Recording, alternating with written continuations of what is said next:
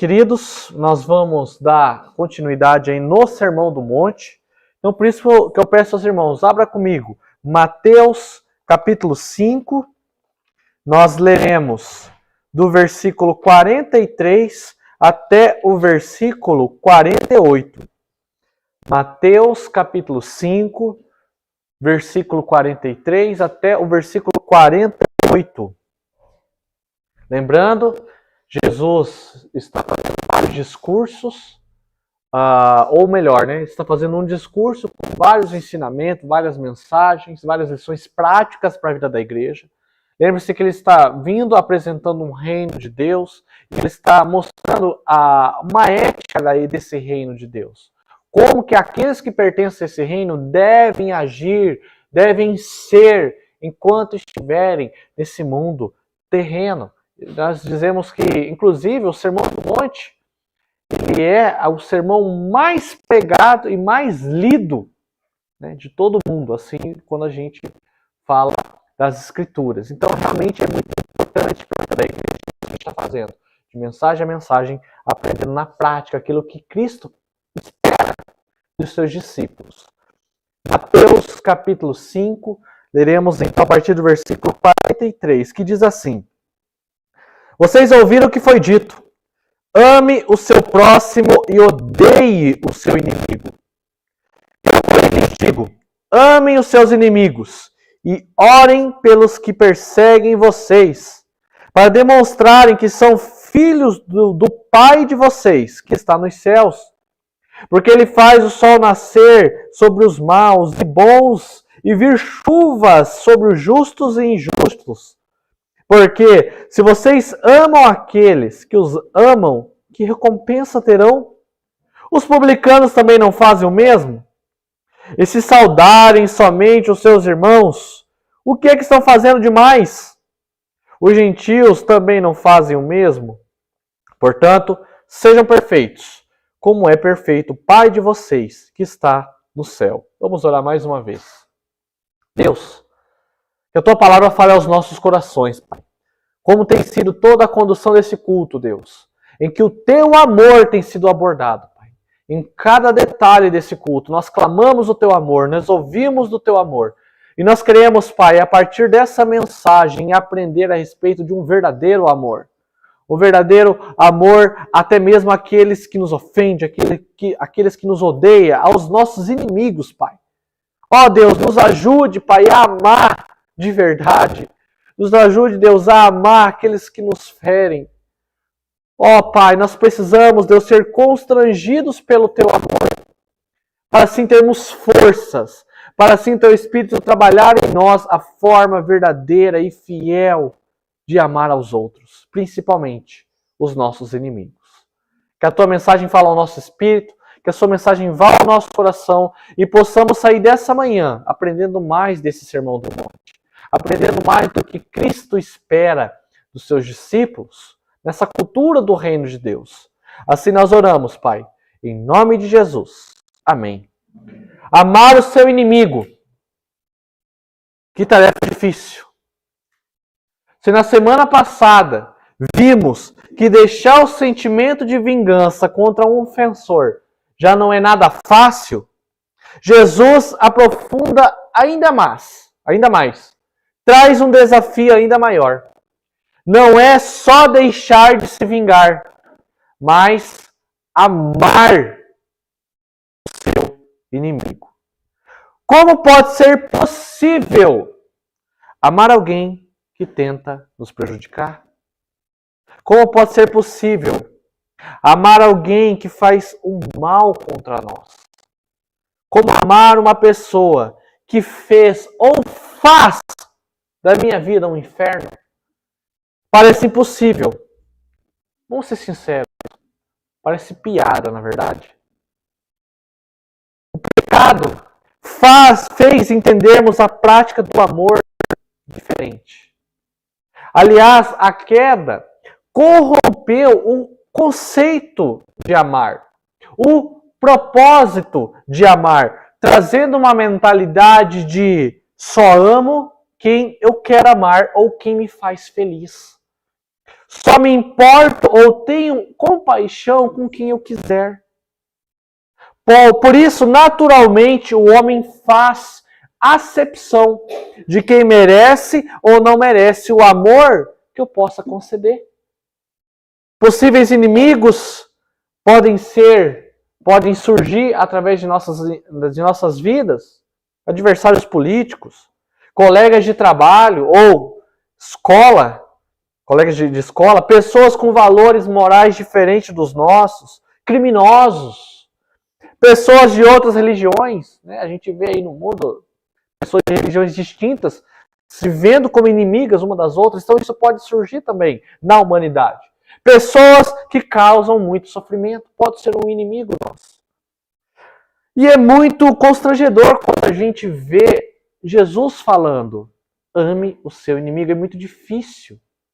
Mas, quando eu me lembro o que Paulo fala aos romanos, que éramos inimigos de Deus, criatura que sofreria o cálice da ira dele por causa dos nossos pecados.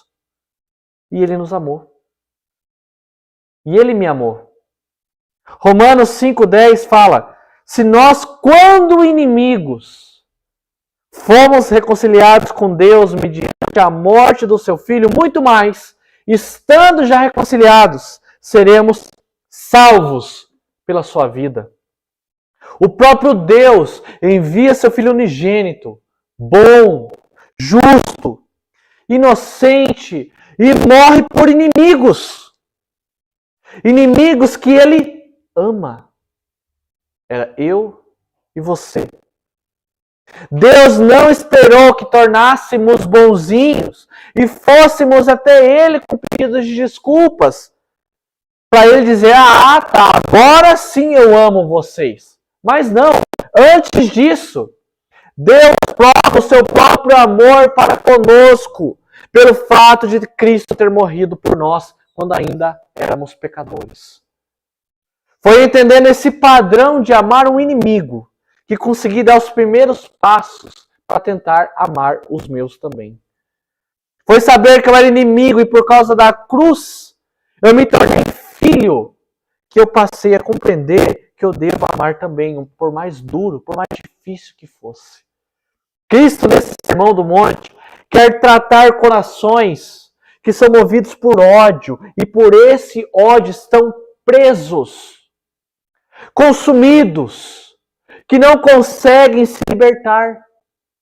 Porque como cidadãos de uma pátria celestial, ainda nesse mundo, cidadãos que agora são filhos, possam perdoar, sejam quem for, ajudar, seja quem for, e testemunhar a obra de Cristo para todos, seja amigos ou seja inimigos. Todos devem ouvir do Evangelho. Em um mundo de ódio e tanta guerra, é uma visão radical. Amar o inimigo.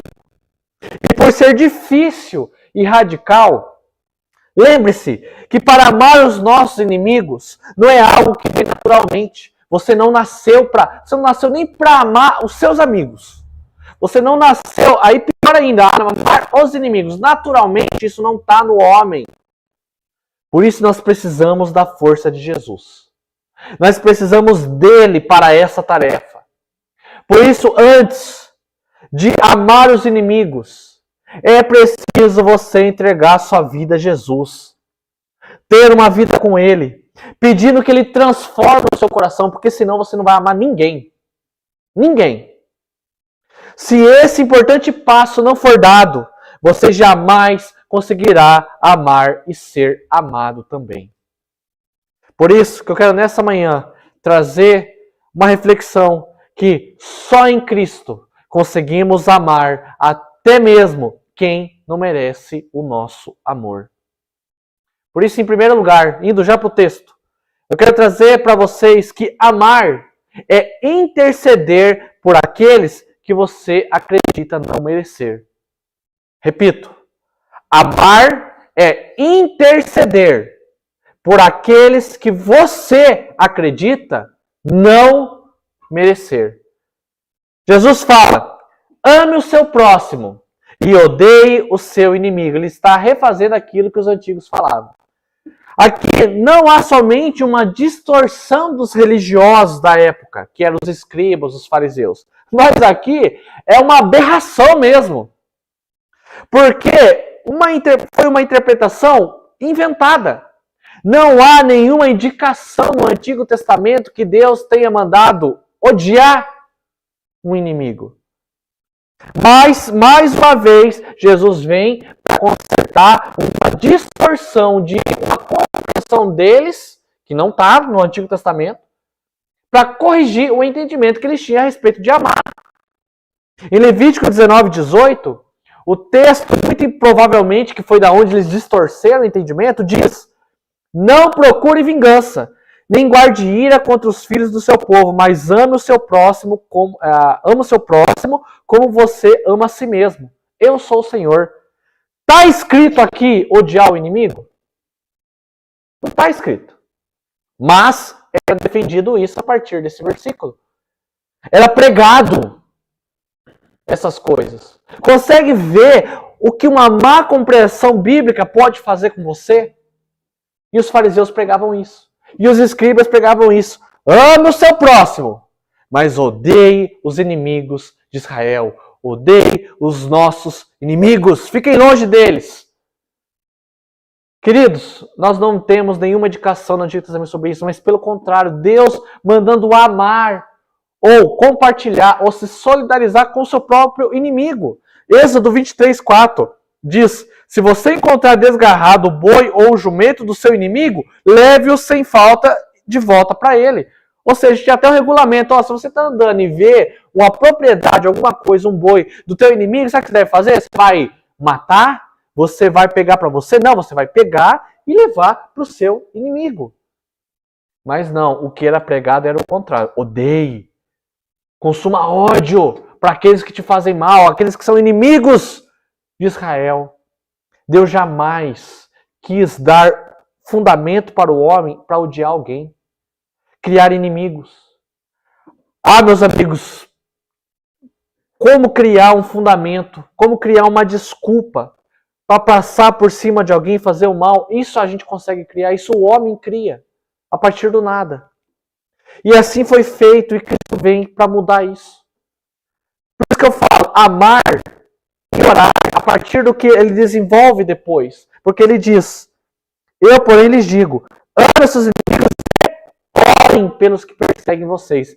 Perseguir vocês e inimigos são os mesmos sujeitos dessa frase. Então o que Cristo está falando é o seguinte: ame eles, e não somente ame, mas ore por eles. Cristo está dizendo: sabe quem você acha que não merece o seu amor? Sim, esse mesmo. Você deve interceder por ele. Amor, meus queridos, é ação, é escolha. Amor aqui, em torno aqui do que Cristo está falando, não é só o sentimento, mas é ação, é fazer. Aqui não é o sentimento a alguém, mas a ação de fazer o que seja o melhor para a vida de alguém, mesmo que ele seja o seu inimigo. E por isso Jesus diz: interceda. Ore por quem te persegue. Ore por quem te ofende. Ore quem te faz o mal. Ore para aquele chefe chato que vive atrás de você. Ore para aquele colega que mais traz um clima pesado no teu local de trabalho. Ore para aquele familiar que quer que você morra. Ore para aquela pessoa que quer viver longe de você porque odeia você. Ore para os seus inimigos. Ore por aqueles que não merecem a sua oração. No seu entendimento, não, essa pessoa não merece uma oração, é essa pessoa que você deve orar. Quantas vezes você orou por um inimigo? Se você disser nunca, não se preocupe, não vai me surpreender. É natural do homem, natural. Mas eu te digo, se você pertence a um reino de Deus, se você saiu de um estado de inimigo de Deus para filho de Deus, talvez esteja na hora de você sair de um padrão natural, de um homem natural, e praticar um padrão de um homem salvo, perdoado. Eu vejo em Atos, a partir do capítulo 7, a história de Estevão. Estevão, então, um homem cheio do Espírito, se torna diácono, e é cheio do Espírito Santo, e está lá pregando, os judeus acabam, os fariseus, né, ouvem falar do que Estevão está fazendo e vão lá e prende ele. E o homem cheio do Espírito. E quando começa a questionar ele vai lá e faz uma pregação que, olha, ele consegue fazer, às vezes, algo que nem eu consigo, que é você, numa pregação, abordar todo o Antigo Testamento para apontar para Jesus. É o que ele fez. Ele foi lá do Antigo Testamento e foi falando todos os acontecimentos para apontar para Jesus. Aí o que acontece? Os fariseus acham isso uma heresia e começam a apedrejar ele. E aí, pouquinho antes de morrer, Atos 7, versículo 60, ele diz, Senhor, não, Estevão falando para Deus, Senhor, não os condenes por causa desse pecado. E depois que disse isso, morreu. Sendo apedrejado, Estevão olha para Deus e fala, Deus, não condene o que eles estão fazendo.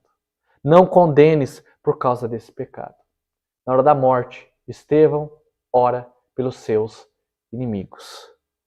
Estevão, o primeiro mártir da igreja, orou enquanto o matavam. Deus ouviu a sua oração e mais tarde um desses inimigos se converteu. E esse homem se chamava Paulo. E ele se tornou um grande missionário e escreveu metade dos livros do Novo Testamento. Atos fala, né, que quando Estevão morreu, caiu, parece que caiu ali as vestes nos pés do, até então, Saulo, né, como era costume, ou Paulo também, só muda que um nome romano e outro nome era judeu. Caiu nos pés de Paulo. Nós não podemos afirmar que Paulo apedrejou. Mas se o contexto está dizendo que os fariseus apedrejaram, muito provavelmente tinha pedrinha de Paulo lá também. E na oração de Estevão pelo seu inimigo, Deus depois vai alcançar um dos perseguidores da igreja que estava lá. Isso são coisas que Deus faz através das nossas orações.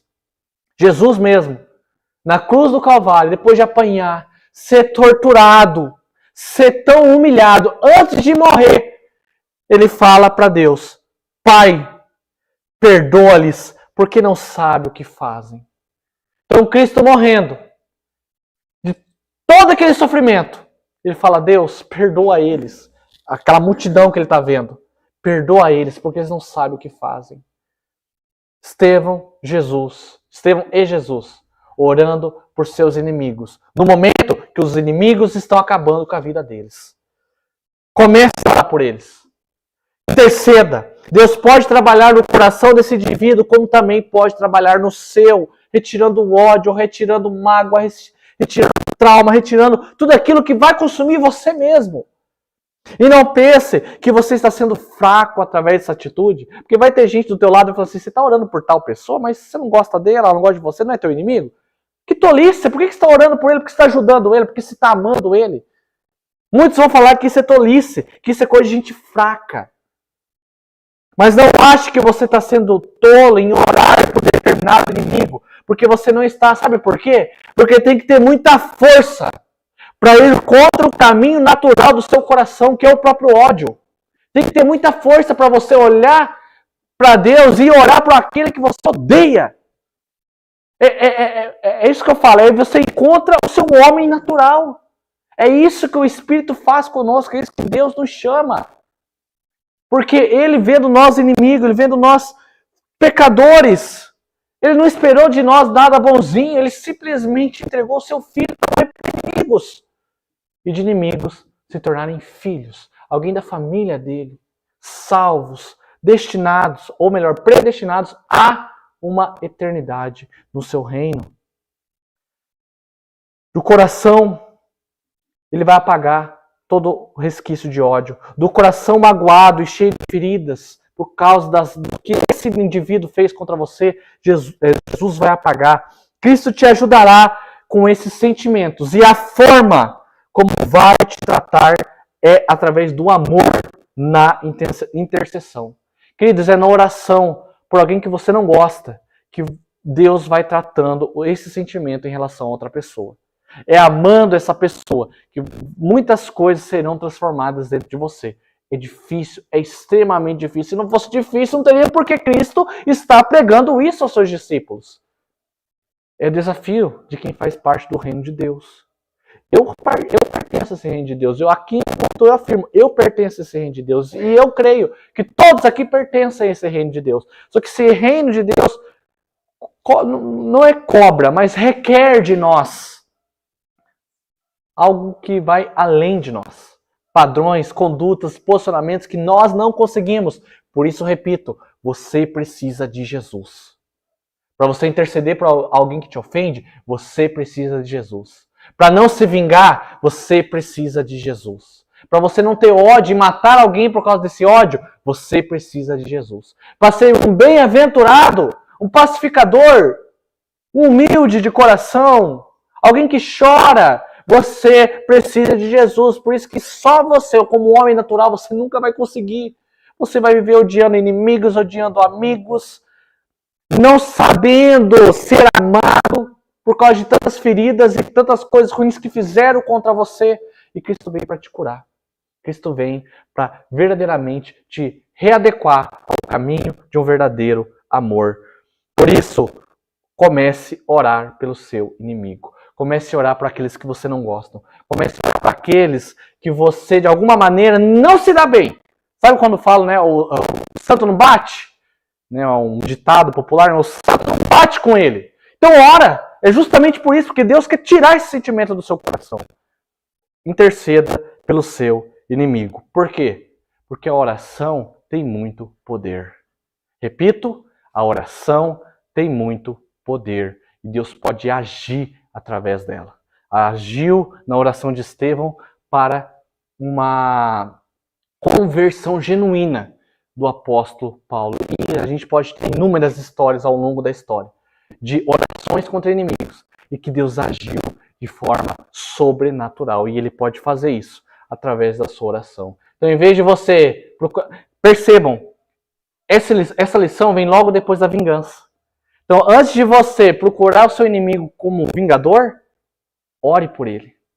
Ore por ele e, aquilo que a gente já falou no domingo passado, procure meios de proclamar uma justiça verdadeira. Não sair se vingando por aí, ofendendo ou retribuindo a ofensa no mesmo patamar. Repito, interceda, ore pelo seu inimigo. Em segundo lugar, nós vemos, meus queridos, que Cristo nos ensina que além de orar e interceder e amar os nossos inimigos, amar é trazer o testemunho de nossa identidade. Amar o nosso inimigo é trazer o testemunho da nossa identidade. Por quê? Porque Cristo está falando o seguinte: os antigos disseram, ame o próximo e odeie o seu inimigo. Aí ele dá uma reinterpretação, a nova perspectiva do reino. Ele fala, eu porém digo, ame os seus inimigos e orem pelos que perseguem vocês. Ou seja, com um motivo, com uma finalidade. Ele continua, versículo 46, para demonstrarem que são filhos do Pai de vocês que está nos céus. Ame o seu inimigo para demonstrarem que vocês são filhos do Pai que está nos céus. O nome disso é testemunho. Jesus está falando com o fim de amar e orar o seu inimigo para demonstrarem que são filhos deste Deus que está nos céus. Então, meus queridos, na medida que aprendemos a amar aqueles que achamos que não merecem, os nossos inimigos, os nossos ofensores, e interceder por eles, e se dispor por eles, nós demonstramos a nossa identidade de discípulo de Cristo. Isso é testemunho. Demonstrar a nossa identidade de Cristo é um testemunho.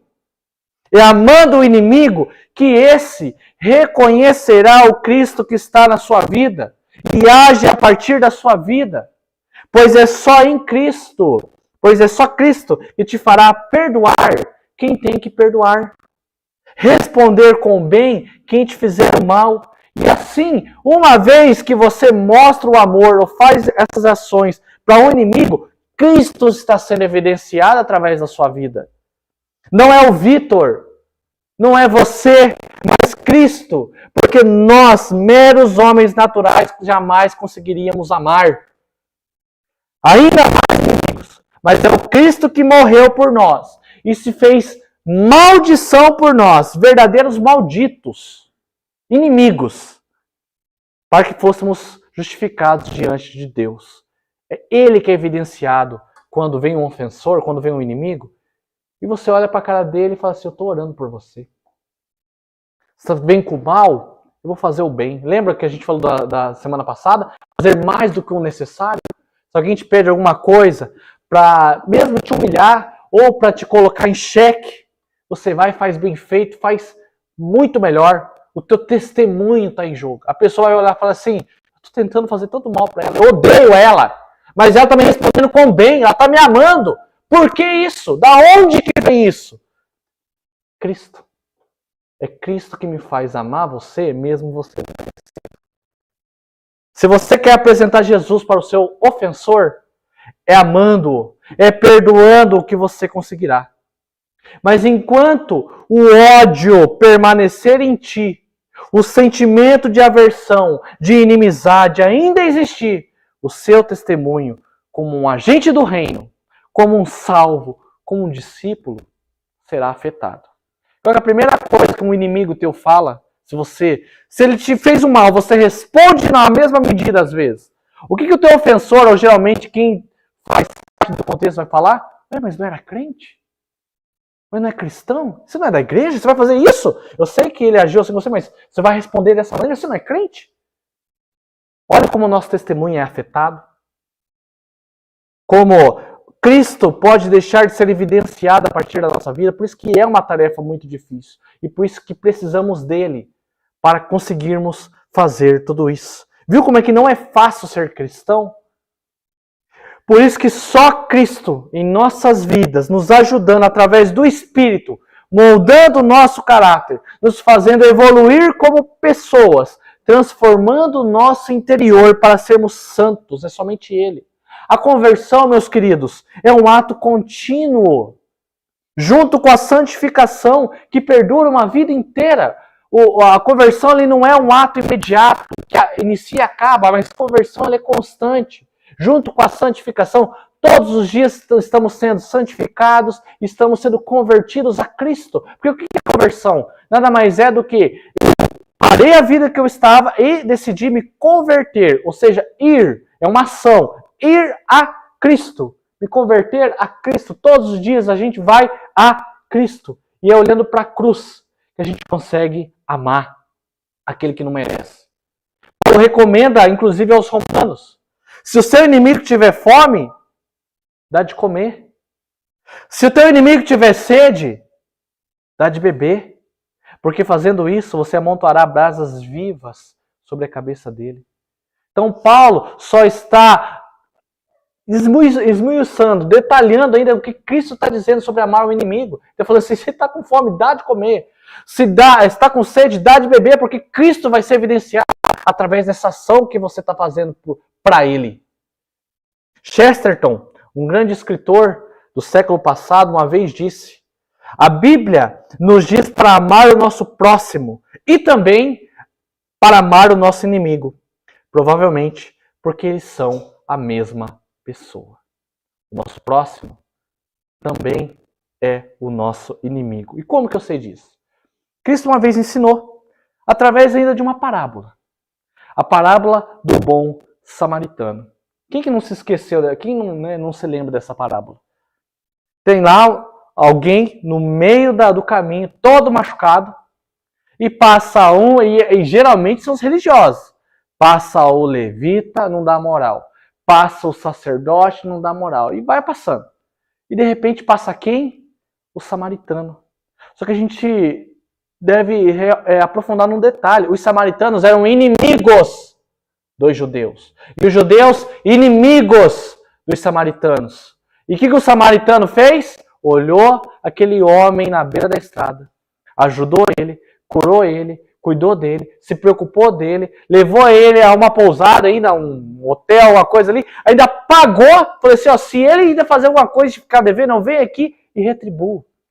Um inimigo ajudando o inimigo. Isso que é amar. Isso que Chesterton disse, como o próximo e o inimigo são as mesmas pessoas. Sim, você já parou para pensar que talvez você seja um instrumento utilizado por Deus para teu inimigo vir a converter? Aí você pergunta, nossa Deus, mas justo eu que quer que essa pessoa morra? Você vai me usar para converter essa pessoa? Sim. A gente não viu na escola bíblica dominical que Deus usou Jonas para converter Nínive? E a Síria nada mais era do que inimiga de Israel, e Israel via Nínive como inimiga também, por isso que Jonas reluta. Deus utiliza a todos nós, para alcançar inimigos. Sim, você. Pois foi por você que o filho dele se entregou. A obra que ele realizou. E eu quero que você transmita isso ao seu inimigo.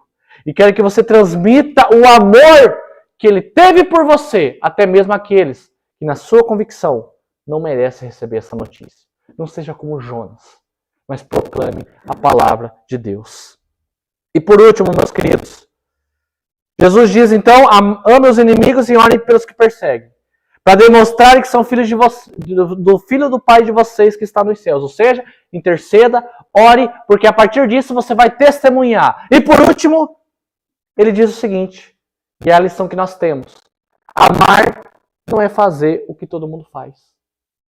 Por último, amar não é fazer o que todo mundo faz. Essas são as perguntas que Jesus faz para terminar a lição dele. Porque se vocês amam os que amam, que recompensa terão? Todo mundo faz isso. É fácil amar o que nos ama. Não é fácil? Aí ele fala, os publicanos também não fazem o mesmo? Ele está falando dos religiosos. Os religiosos não fazem a mesma coisa? É fácil. Aí ele diz, e se saudarem somente os seus irmãos, o que estão fazendo demais? Os gentios também não fazem o mesmo? Portanto, sejam perfeitos, como é perfeito o Pai de vocês que está no céu. Jesus está falando o seguinte, amar o que te ama também. Saudar aquele que te sauda também é muito fácil. Não é esse o desafio que o reino de Deus nos propõe. Porque seria muito fácil. Mas Jesus quer de nós que a gente saia do superficial, saia da camadinha, saia do leitinho, para um fruto mais maduro, para uma vida mais madura, para um interior cheio do Espírito, de uma forma mais madura. Não foi ele mesmo que disse que a nossa justiça deve exceder dos religiosos, é o que ele falou no início do Sermão do Monte. Amar não é fazer o que todo mundo faz. Amar só quem te ama é fácil. Não há desafios, não há evolução, não há transformação do nosso caráter. Não há perdão para conceder. Como é que você vai perdoar alguém que te ama também? Você tem que perdoar aquele que te fez mal, aquele que você vê como inimigo. E o tanto que você evolui, o tanto que você amadurece a partir do perdão que você concede a um inimigo. Não há, meus queridos, não há. Assim, não ficamos maduros espiritualmente. Mas quando você perdoa o ofensor, demonstra o amor ao inimigo, as coisas são muito mais profundas. Quando você precisar ajudar alguém que ama, perceba uma coisa.